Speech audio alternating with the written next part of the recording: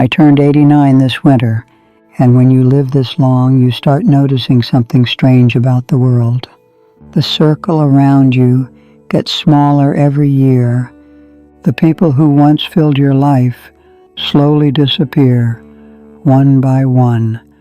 I've spent the last 30 years attending more funerals than birthdays. Friends from school, men I worked beside for decades, neighbors whose laughter used to carry across the yard on warm summer evenings, even my younger brother. And after a while, you start hearing something else, something people only say when they know time is running out. When someone realizes there may not be another year or another summer, the small talk disappears, the pretending disappears, and the truth finally slips out. Over the years, I heard the same regrets again and again and again. Different people, different lives, but somehow the same quiet sorrow underneath their words. You see, a regret at the end of a life doesn't shout. It whispers. I didn't understand that when I was younger. Back then, life felt wide open, like there would always be another chapter waiting, another decade, another chance. In my 20s, I worked at a machine shop outside town. Nothing glamorous, steel parts, oil on the floor, the steady humming of machines from morning until late afternoon. It was honest work, hard work, the kind of work that makes you tired enough to sleep the moment your head touches the pillow. I married young. My wife Margaret had a quiet patience about her, the kind of person who could sit on the porch beside you for an hour without saying much and somehow still make the whole evening feel peaceful. Back then, I believed life was something you built carefully, piece by piece. Work hard, save money, provide for your family, move forward slowly, and someday, when everything was finally in place, that's when you would start really living. At least, that's what I told myself. You know, I had a friend named Daniel. We worked together nearly 20 years. Same shift, same lunch table, same bad coffee every morning from the vending machine. Daniel always talked about the future, traveling after retirement, seeing the ocean, buying a little boat. Even though he had never stepped foot on one, he would always laugh and say, "I'll do it when I have more time." I must have heard him say that sentence 100 times, maybe more. Then one winter, he got sick. At first it didn't seem serious, just a cough, fatigue, the kind of thing you think will pass in a few weeks. But it didn't. By spring, he was in the hospital. I remember visiting him one afternoon. Hospitals have a smell you never forget, clean, but heavy somehow, like the air itself knows something difficult is happening inside those walls. Daniel looked smaller in that bed. The machines beside him made soft clicking sounds. We talked about ordinary things at first, work, the weather, who had replaced him on the line. Then after a while, he got quiet. He stared out the window for a long time, and then he said something I have never forgotten. I kept thinking life was going to start later. That's all he said. Not angry, not crying, just confused, like a man who had suddenly realized he had waited too long for something. Daniel died 2 weeks later. And the strange thing about life is, everything kept moving. The machines at the shop kept running. The same lunch table filled with the same conversations. For a few days, people mentioned him. Then slowly, they stopped. Time does that. It keeps going, even when your heart hasn't caught up yet. Years passed. My children grew up faster than I ever expected. You hear older people say that all the time.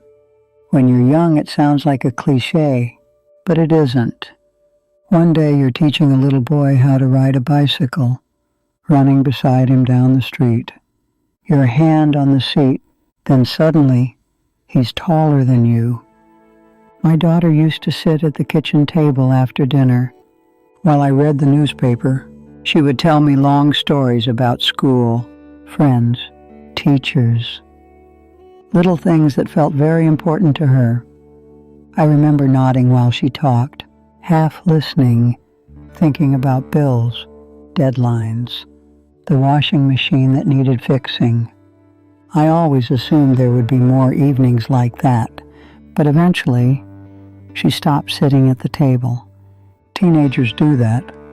They slowly drift into their own lives, and by the time you notice the quiet, that stage of life has already passed.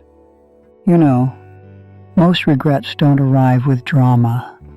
They arrive quietly, like realizing a door closed years ago, and you never noticed when it happened. As the decades passed, the funerals started coming closer together. Old co-workers, neighbors, friends I had laughed with for half a lifetime. Every story was different, but their regrets always circled the same few things. No one wished they had worked more hours, not once. No one wished they had earned a bigger title or bought a larger house. What they talked about were the quiet absences, the phone calls they never made, the apologies they postponed, the afternoons they were too busy to spend with someone they loved. Margaret passed away 12 years ago.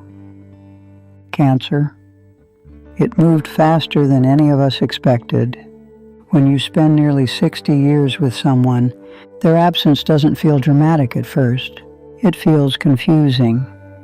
You walk into a room expecting to see them there. You reach for 2 coffee cups in the morning. Then slowly, the silence settles in. Old age isn't just aching joints and slow steps. It's the shrinking number of voices in your life. Every few years, another chair at the table disappears. At 89, most of the people who knew the young version of me are gone. Sometimes I sit on the porch in the evening, watching the light fade across the yard, and I think about all the small moments that passed without my full attention. My daughter talking at the kitchen table, Margaret humming while washing dishes, Daniel laughing beside me at work. Those were the real parts of life. But at the time, they felt ordinary, like background noise. The truth is, most endings are quiet.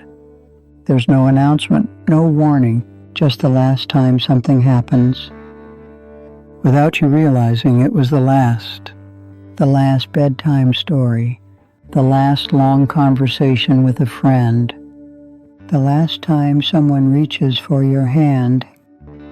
At 89, mornings feel borrowed now, not frightening, just fragile. And sometimes, when evening settles in, I remember all the voices that used to fill this world. I miss them, all of them, even the ones I didn't appreciate enough when they were still here. And if this old story meant something to you, maybe tonight, before the day ends, sit beside someone you care about just a little longer than usual, not because you have to, but because someday, whether you realize it or not, it will be the last chance.